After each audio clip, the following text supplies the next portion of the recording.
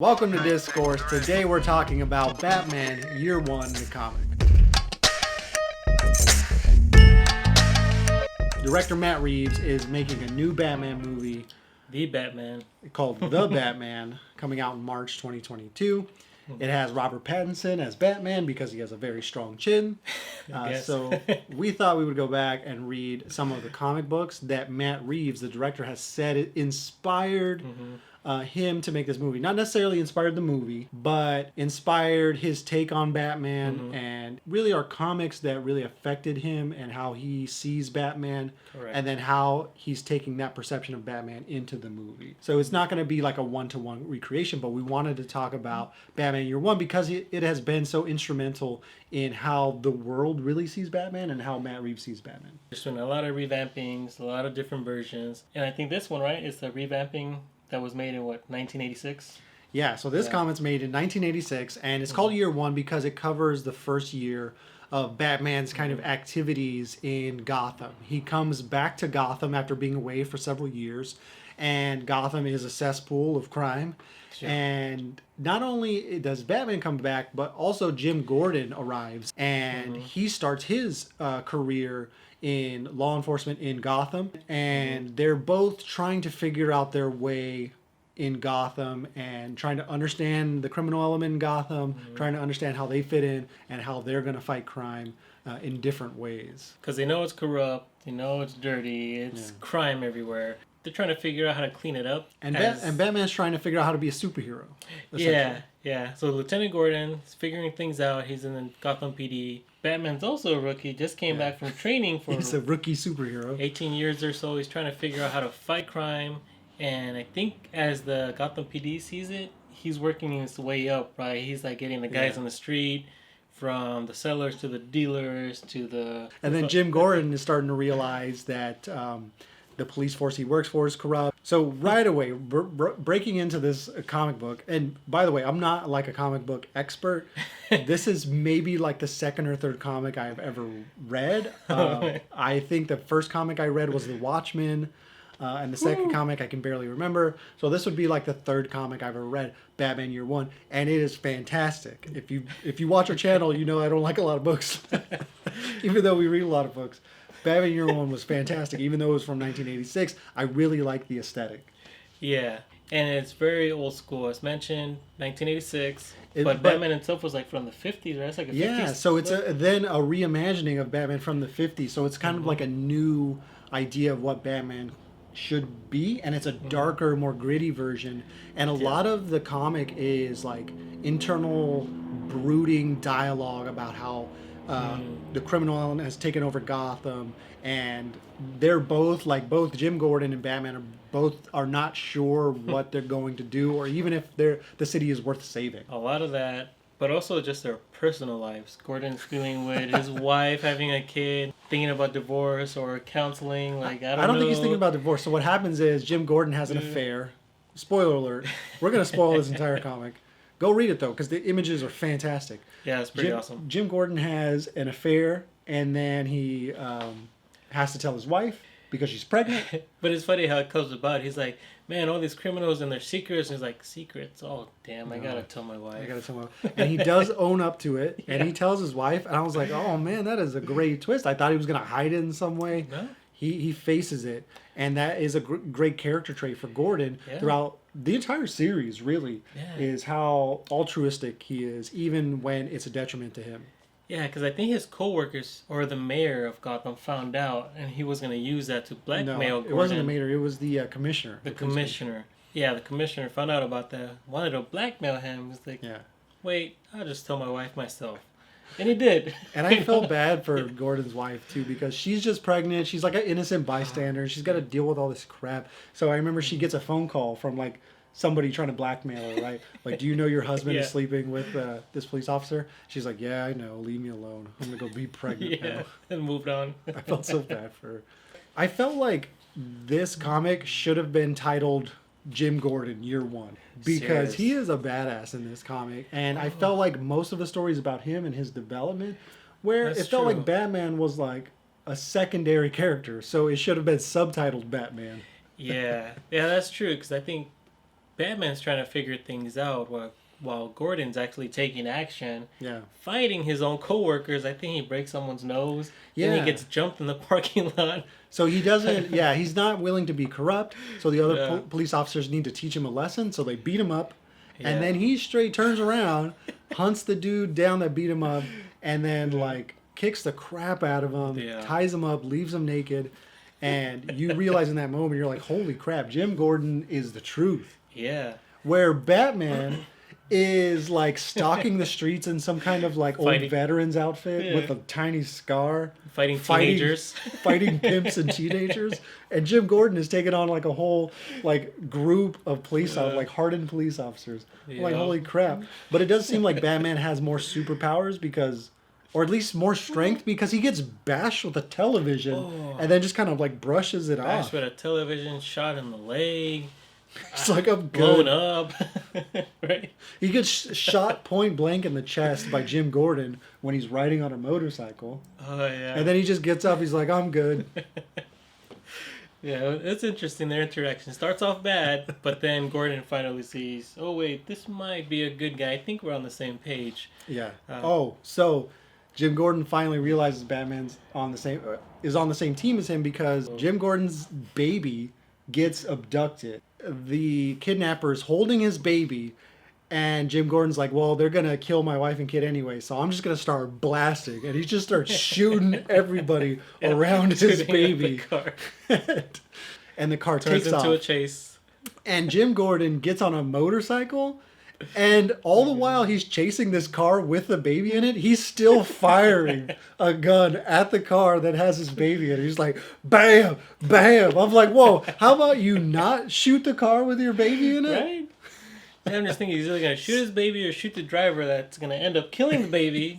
So in the middle of all of this craziness, Batman needs to chase after them. And the way he decides to chase after them is on a bike. So the kidnappers get away in a car, Jim Gordon jumps on a motorcycle, and Batman's like, let me take a bicycle and chase after them. What?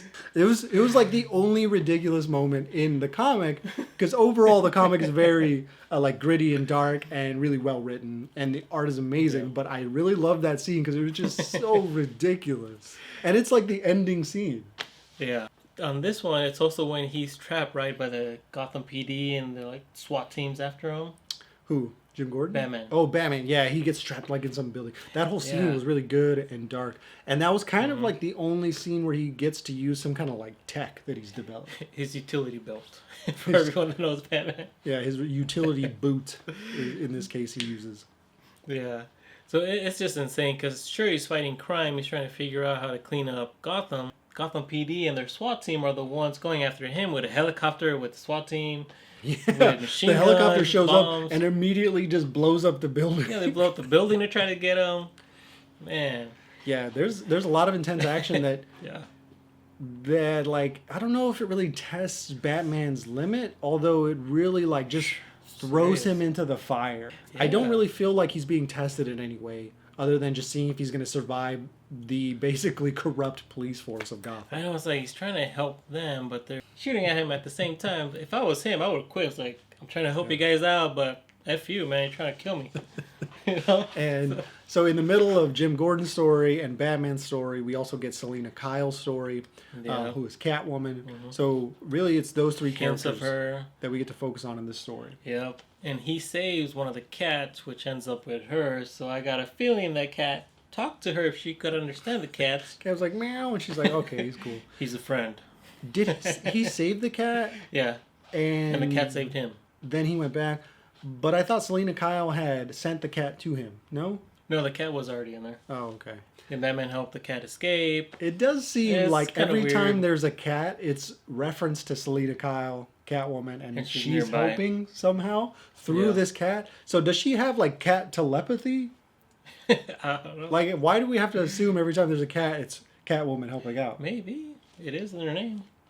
I don't know. I don't really like this as her origin story because there's Yeah. a different origin story that is told a lot better, and For it's her? well, at least the one that I read was in it was in Batman, Ego, and Other Tales, and then one of the other tales was Selina Kyle kind of origin story.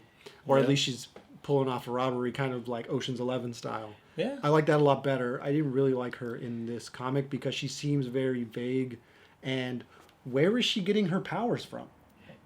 Like, she's That's able true. to like flip around and dodge bullets and beat people up. Why? Like, how? That's true. And on this one, she's just a roommate to some other person in an apartment with some cats. Some cat lady. Yeah, she lives in a crappy Yeah. part of town. Is What she a a cat. prostitute? Looks like it. I don't It know. looks like it, right? Because she Yeah. dresses very skimpy and she lives in the bad part of town, and she is That's very true. familiar with a local pimp. Yep. Yeah. I really like this comic mostly because of I have not read any other Batman comics, and I really like how dark and brooding this is, and I'm pretty sure longtime fans of Batman will be like, of course, that's why I love it. Well, I'm sorry, this is my first introduction to it. Yep. Yeah, and I'm a Superman fan, so the only one I really read is the one with Bane in it, where Batman gets cracked. His back crack, right? Yeah. Yeah. So, But I respect the guy. He does whatever it takes to get things done. man, I really wish I had picked this up when I was a kid. I would have like devoured this whole series. So I'm on board. I am a Batman fan now. I'm sorry that I wasn't previously, but I really liked the art in it because it was like you can really feel how like dark and gritty Gotham streets are. Yeah, you get to really see the corrupt police force and the city itself. So the police commissioner is some Yeah. like fat old guy, but he has a lot of Disney memorabilia in his office. Oh, yeah. That's like the one defining characteristic of him. He has That's like a true. Snoopy lamp, I think, or a Peanuts lamp, and then he has like Mickey Mouse in the background, Yeah. or clowns and stuff like that. It's a really odd contrast between him being a corrupt police commissioner and then he likes clown imagery. That is true. Yeah, I don't get it. I don't get it. So Okay. to really cement our idea of Batman Year One, we also watched the animated movie to see how they compared. And what I noticed was that it was basically a shot-for-shot remake of the comic. More entertaining for kids, I guess. It's more entertaining. Yeah. So I guess if you don't or can't read the comic, just watch the animated movie. It You is like get it. 95% the same shot for shot with a couple of like additional shots thrown in or some shots taken out. I did notice that they fixed that ridiculous ending scene in the animated bicycle. movie with the bicycle. He no longer gets on the bicycle. He like cuts across town by jumping across buildings or something like that, which I guess makes more sense. But Yeah. he doesn't jump on a bike and then chase after a motorcycle. My God, yeah, that's just ridiculous. Yeah, and on this one, Batman Year One, there's also a lot of references. I believe he's in it, Harvey Dent, right? Yes, he's That- the assistant district attorney. Yep, and he's the assistant because he doesn't want to submit to the Falcone crime family and the corrupt cops, so they just make him an assistant, not a full-on. they're stopping his promotion. Basically. Yeah. So, and I like it here because you get to see how he works with Batman and Commissioner. Well, no, he doesn't work with them. He works with Batman. He seems to be more in with Batman than Yes. Gordon because there's a couple of Yes. scenes where Gordon's in the office questioning Harvey Dent, and then he leaves, and then Batman like comes out from underneath his desk or some shit. He's like, "Yo, he's gone now." Yeah, I thought that was weird. Batman hiding under a desk while Lieutenant Gordon is questioning Harvey Dent. That was, I don't know. That It's a was just weird way funny. to show that Harvey Dent and Batman are in cahoots. But If Batman's never, when you see him disappear, you don't think he's just under a desk, just- right? and then you don't look, right? You just walk out of the room. You're like, "Oh, he's gone forever." Yeah, I thought that was funny, especially visually seeing it in the comic. You turn your back and he's gone, but really he's just hiding behind the curtains. Oh my god! You're like, that's all he did. Is he just went under the desk. I thought that was ridiculous. But yeah, he has a lot of interactions with Harvey Dent, and I think even the corrupt cops or the crime syndicates, they think Harvey Dent is Batman, right? Well, Gordon certainly does. That's why he goes to Harvey Dent and questions him. Yeah. He thinks it is, and then like Harvey Dent has some like bench press weights in his office, Yep. and Gordon walks in and just starts like curling them, and he's like, "Yeah, this is heavy enough. Batman is going to be a guy with super strength." And I'm like, what is happening? Yeah, Is that that your guy- detective skills? That guy's pimp. And then why is Harvey Dent, a lawyer, have a bench press in his office? He is pretty fit. I don't know. I guess. That's why they confuse him. His law offices don't have a gym downstairs? Right. Good lord. Yeah, it's pretty ridiculous. But I like the connections. You get to see Harvey Dent from the beginning. Tries to be a good guy. They always try to make him corrupt. I like how they don't, how he doesn't turn Two-Face in this one, right? They're setting him up as a good Yep. district attorney so that when he does fall, you can feel the impact of that fall. Yeah, and he's actually working alongside Batman, so there's a good connection. Like, do you think if he had money, he would have turned into the Batman himself, Harvey Dent? Maybe, although I think Harvey Dent did not because he already had the tools he needed to fight crime. He was a lawyer and he was prosecuting people. So he had an outlet for his anger, right? Or his Gotcha. need for justice. And then at the very end, again, spoiler alert, I'm giving it all away. At the very end, we get a nice quick mention of the next bad guy, which is the Joker. Oh, yes. And I was like, oh, great. I've got to watch, or I got to read book 2 now. Or I guess it would be year 2, Yeah. right? Yeah. So I think this series is Batman Year 1. And then I think, and I forget the timeline. Tell me in the comments what the correct timeline is. But it's going to be Batman Year 1, Dark Knight Returns, The Long Halloween, and then Year 2. Something like that. It's around that time frame. Again, in the comments, tell me how I'm wrong.